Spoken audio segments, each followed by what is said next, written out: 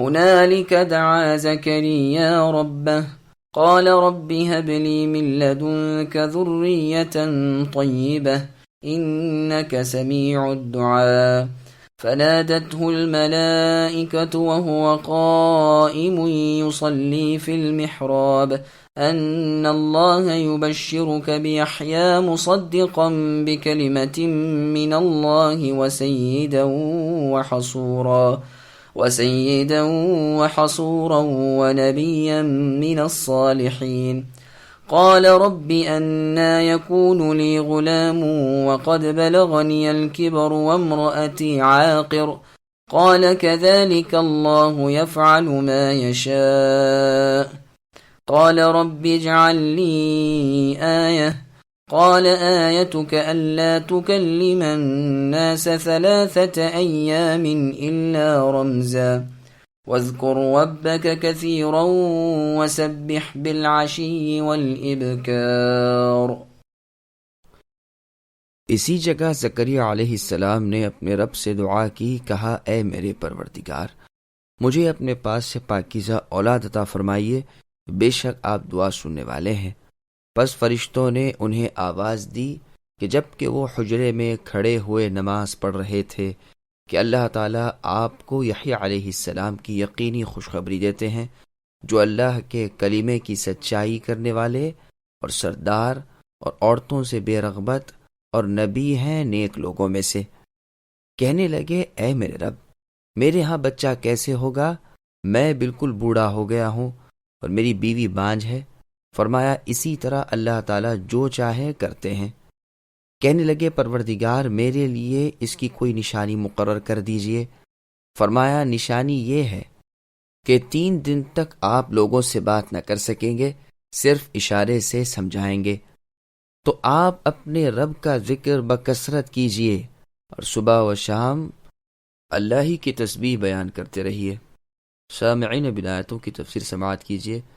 زکریا علیہ السلام کی دعا۔ زکریا علیہ السلام نے دیکھا کہ اللہ تعالیٰ مریم علیہ السلام کو بے موسم میوہ دیتے ہیں، جاڑوں میں گرمیوں کے پھل اور گرمیوں میں جاڑوں کے میوے ان کے پاس رکھے رہتے ہیں، تو باوجود اپنے پورے بڑھاپے کے اور باوجود اپنی بیوی کے بانجھ ہونے کے علم کے آپ بھی بے موسم میوے یعنی نیک اولاد طلب کرنے لگے، اور چونکہ یہ طلب بظاہر ایک ناممکن چیز کی طلب تھی اس لیے نہایت پوشیدگی سے دعا مانگی، جیسے اور جگہ ہے نداءً خفیہ۔ یہ اپنے عبادت خانے میں ہی تھے جو فرشتوں نے انہیں آواز دی اور انہیں سنا کر کہا کہ آپ کے ہاں ایک لڑکا ہوگا جس کا نام یحییٰ رکھنا، ساتھ ہی یہ بھی فرما دیا کہ یہ بشارت ہماری طرف سے نہیں بلکہ اللہ کی طرف سے ہے۔ یحییٰ نام کی وجہ یہ ہے کہ ان کی حیات ایمان کے ساتھ ہوگی، وہ اللہ کے کلمے یعنی عیسیٰ علیہ السلام کی تصدیق کریں گے کہ وہ اللہ کے بندے اور سچے نبی ہیں۔ ربیع ابن انس رحمہ اللہ فرماتے ہیں سب سے پہلے عیسیٰ علیہ السلام کی نبوت کو تسلیم کرنے والے بھی یحییٰ علیہ السلام ہیں۔ قتادہ رحمہ اللہ کا قول ہے کہ یحییٰ علیہ السلام ٹھیک عیسیٰ علیہ السلام کی روش اور آپ کے طریق پر تھے۔ ابن عباس رضی اللہ عنہما فرماتے ہیں کہ یہ دونوں خالہ زاد بھائی تھے۔ یحییٰ علیہ السلام کی والدہ مریم علیہ السلام سے اکثر ذکر کیا کرتی تھیں کہ میں اپنے پیٹ کی چیز کو آپ کے پیٹ کی چیز کو سجدہ کرتی ہوئی پاتی ہوں۔ یہ تھی یحییٰ علیہ السلام کی تصدیق دنیا میں آنے سے بھی بیشتر۔ سب سے پہلے عیسیٰ علیہ السلام کی سچائی انہوں نے ہی جانی۔ یہ عیسیٰ علیہ السلام سے عمر میں بڑے تھے۔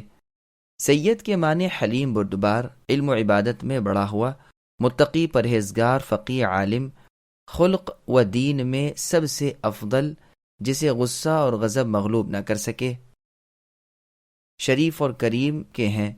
حصور کے معنی ہے جو عورتوں کے پاس نہ آ سکے، جس کے ہاں نہ اولاد ہو نہ جس میں شہوت کا پانی ہو۔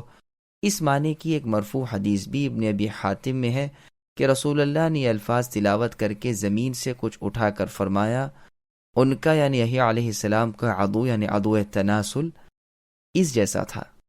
عبداللہ بن عمرو العاص رضی اللہ عنہما فرماتے ہیں کہ ساری مخلوق میں صرف یحییٰ علیہ السلام ہی اللہ تعالیٰ سے بے گناہ ملیں گے۔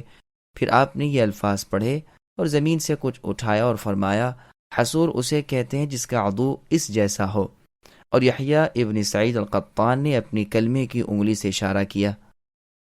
یہ روایت جو مرفوع بیان ہوئی ہے اس کی سند سے اس موقوف کی سند زیادہ صحیح ہے، یعنی صحابی کے اپنے قول سے، اور مرفوع روایت میں ہے کہ رسول اللہ نے کپڑے کے پھندے کی طرف اشارہ کر کے فرمایا ایسا تھا، اور روایت میں یہ بھی ہے کہ آپ نے زمین سے ایک مرجھایا ہوا تنکا اٹھا کر اس کی طرف اشارہ کر کے یہ فرمایا۔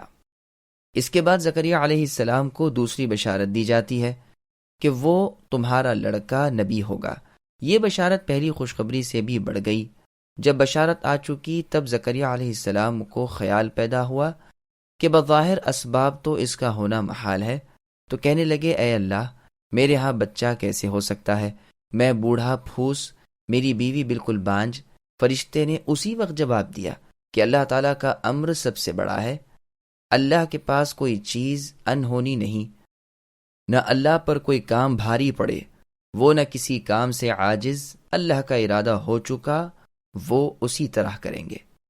اب زکریا علیہ السلام اللہ سے اس کی علامت طلب کرنے لگے تو اللہ سبحانہ و تعالیٰ کی طرف سے ارشاد کیا گیا کہ نشان یہ ہے کہ آپ 3 دن تک لوگوں سے بات نہ کر سکیں گے، تندرست و صحیح سالم رہیں گے، لیکن زبان سے لوگوں سے بات چیت نہ کی جائے گی، صرف اشاروں سے کام لینا پڑے گا، جیسے اور جگہ ہے 3 لیال سویہ، یعنی 3 راتیں تندرستی کی حالت میں۔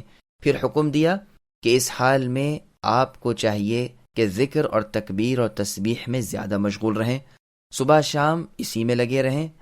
اس کا دوسرا حصہ اور پورا بیان تفصیل کے ساتھ سورہ مریم کے شروع میں آئے گا انشاءاللہ تعالی۔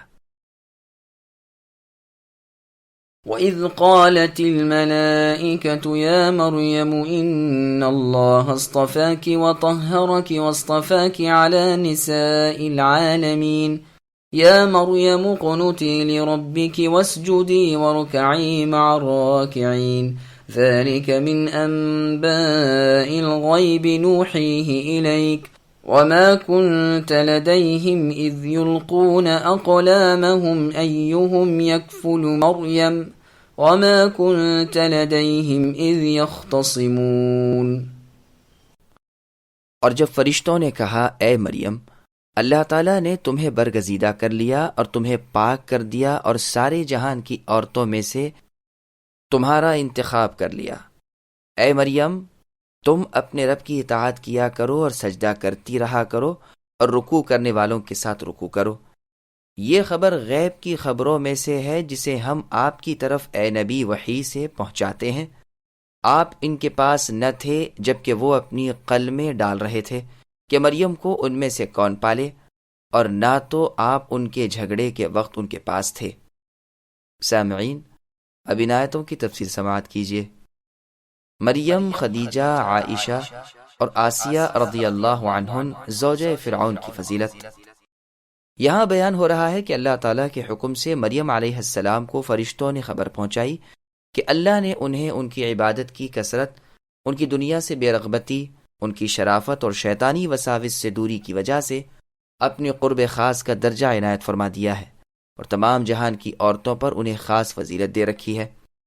صحیح مسلم شریف وغیرہ میں ابو ہریرہ رضی اللہ عنہ سے روایت ہے، فرماتے ہیں کہ رسول اللہ صلی اللہ علیہ وسلم نے فرمایا، جتنی عورتیں اونٹ پر سوار ہونے والیاں ہیں ان میں سے بہتر عورتیں قریش کی ہیں، جو اپنے چھوٹے بچوں پر بہت ہی شفقت اور پیار کرنے والی، اپنے خاوند کی چیزوں کی پوری حفاظت کرنے والی ہیں۔